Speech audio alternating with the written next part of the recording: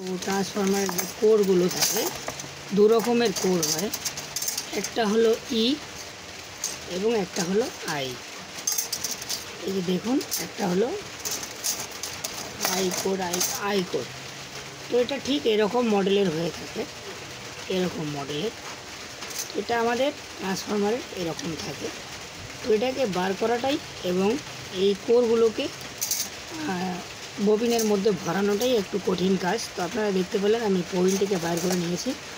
তো এটার আমাদের যে এসি কয়েল আছে এটা, আর এই সবগুলো হলো ডিসি কয়েল, অর্থাৎ এখান থেকে ভোল্টেজ বের হয়ে আমাদের যে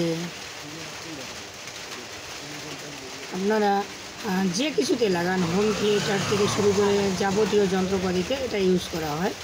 তো যেখানে যত ভোল্টেজ লাগে আমরা এখান থেকে সেই ভোল্টেজ বানিয়ে নেব। কিন্তু এটা হলো আমাদের প্রাইমারি কয়েল। তো আমাদের প্রাইমারি কয়েল যেহেতু খারাপ আছে, আমরা প্রাইমারি কয়েল এবং সেকেন্ডারি কয়েল উভয়ের ক্ষেত্রে কিন্তু আমাদেরকে পুরো ববিনটাকে আগে বের করতে হবে।